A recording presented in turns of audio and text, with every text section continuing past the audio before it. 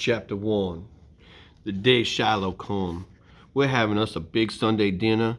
Daryl Lynn's dipping her bread in her glass of cold tea, the way that she likes, and Becky pushes her beans up over the edge of her plate in her rush to get 'em down. Ma gives us her scolding look. Just once in my life, she says, I'd like to see a bite of food go direct from the dish into somebody's mouth without a detour of any kind. She's looking at me when she says it, though. It isn't that I don't like fried rabbit. I like it fine. I just don't want to be bite down on no buckshot, is all. And I'm checking each piece. I looked that rabbit over good, Marty. You won't find any buckshot in that thigh. Dad says, buttering his bread. I shot him in the neck. Somehow I wish he hadn't said that. And I pushed the meat from one side of my plate to the other, through the sweet potatoes and back again. Did he die right off? I asked, knowing I can't eat at all unless it had. Soon enough. You shoot his head clean off? Daryl Lynn asks. She's like that. Dad chews real slow before he answers. Not quite, he says, and he goes on eating, which is when I leave the table. The best thing about Sundays is we eat our big meal at noon, and once you get your belly full, you can walk all over West Virginia before you're hungry again. Any other day, you start out after dinner, you got to come back when it's dark. Now, I take my .22 rifle Dad had given me in March on my 11th birthday, and I set out up the road to see what I could shoot. Like to find me an apple hanging way out on a branch and see if I can bring it down. Line up a few cans on a rail fence and shoot 'em off. Never shoot at anything moving, though. Never had the slightest wish. We live high up in the hills above Friendly, but hardly anybody knows where that is. Friendly's near Sistersville, which is halfway between Wheeling and Parkersburg. Used to be, my daddy told me, Sistersville was one of the best places you could live in the whole state. You ask me? The best place to live? I'd say right where we are, a little 4-room house with hills on all 3 sides. Afternoon is my second best time to go up in them hills, though. Morning's the best, especially in the summer. Early morning. On one morning, I saw 3 kinds of animals, not counting cats, dogs, frogs, cows, or horses. I saw a groundhog, I saw a doe with 2 fawns, and I saw a gray fox with a reddish head. Now, I bet his daddy was a gray fox and his mama was a red one. My favorite place to walk is just across that rattly bridge where the road curves by the old Shiloh schoolhouse and follows the river. River to one side, trees to the other, and sometimes a house or two. And this particular afternoon, I'm about halfway up the road along the river when I see something out the corner of my eye. Something moves. I look, and about 15 yards off, there's this short-haired dog, white with a brown and black spots. Not making any kind of noise, just slinking along with his head down, watching me. Tail between his legs, like he's hardly got the right to breathe. A beagle, maybe a year or 2 old. Now I stop, and the dog stops. Looks like he been caught doing something awful. And when I can tell all he really wants is to follow along right beside me. Yeah, boy, I say, slapping my thigh. Dog goes down on his stomach, groveling about in the grass. Not laughing, I start over toward him, and he's got an old worn-out collar on, probably older than he is. I bet it belonged to another dog before him. Come on, boy, I say, putting out my hand. The dog gets up and he backs off. He don't even whimper, like he's lost his bark. Something really hurts inside when you see a dog cringe like that, because you know somebody's been kicking him. Beating on him, maybe. It's okay, boy, I say, coming just a little closer, but he still backs off. So I just take my gun and I follow up the river. And every so often I look over my shoulder and I can see his ribs. I'm sorry. I look over my shoulder and there he is, the beagle. I stop, he stops. I can see his ribs. Not real bad, but he ain't plumped out or anything. There's a broken branch hanging up from a limb out over the water, and I'm wondering if I can bring it down with just one shot.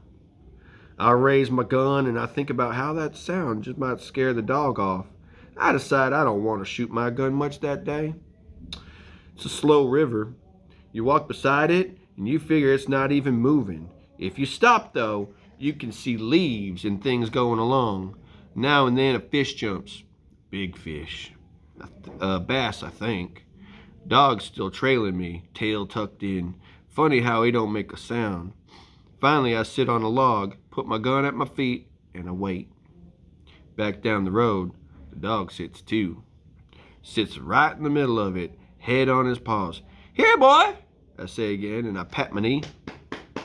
He wiggles just a little, but he don't come. Maybe it's a she-dog. Here, girl, I say. Dog still don't come. I decide to wait the dog out. After 3 or 4 minutes on that log, it gets boring, and I start off again. So does the beagle.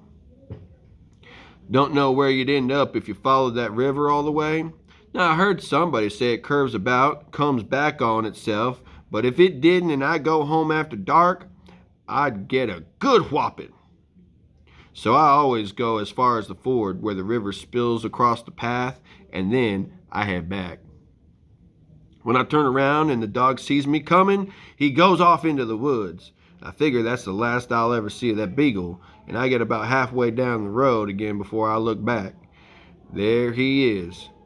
I stop, he stops. I go, he goes.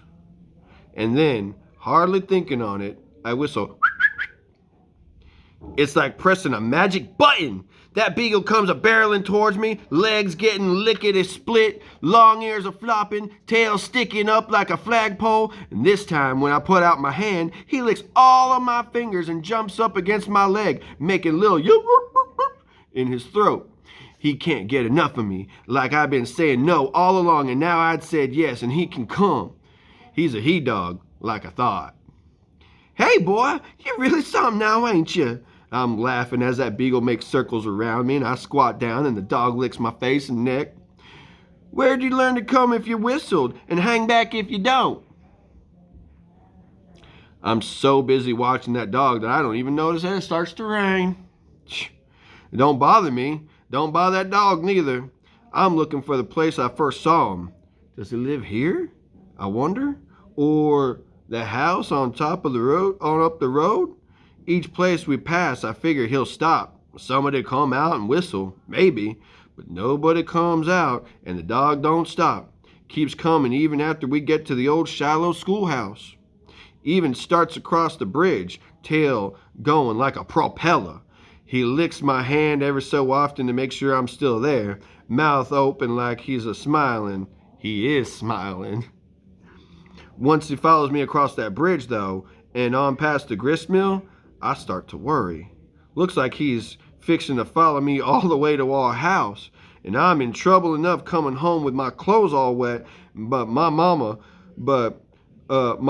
mama died of pneumonia, and we don't ever get the chance to forget it.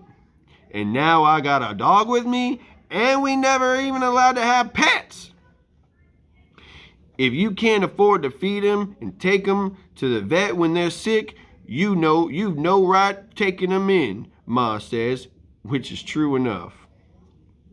I don't say a word to the beagle the rest of the way home, hoping he'll just turn at some point and go back. Dog keeps coming. I get to the front stoop and I say, "Go home, boy!" And then I feel my heart squeeze up the way he stops smiling, sticks his tail between his legs again, and he slinks off. And he goes as far as the sycamore tree, and he lies down in the wet grass, head on his paws. "Whose dog is that?" Ma asks when I come in. I shrug. "You just followed me is all." Where'd it pick up with you? Dad asks. Up at Shiloh, across the bridge, I say. On the road by the river? I'll bet that's Jud Travers' beagle, says Dad. He got himself another hunting dog a few weeks back. Judd got him a hunting dog? How come he don't treat him right? I ask. How you know he don't? The way the dog acts. He's scared to pee almost, I say. Ma gives me a look.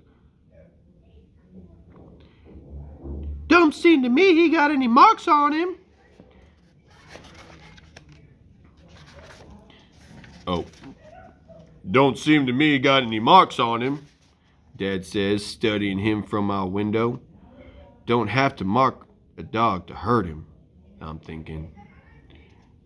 Just don't pay him any attention and he'll go away, Dad says. And get out of those clothes, Mom tells me. You want to follow your Grandma Slater to the grave?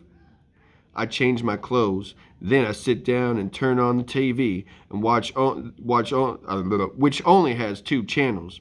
And on Sunday afternoons, it's preaching and baseball. I watch baseball for an hour. Then I get up and I sneak to the window. Ma knows what I'm about. That Shiloh dog still out there? She asks. I nod. He's looking at me. I'm sorry. He's looking at me. He sees me there at the window, and his tail starts to thump. I name him Shiloh.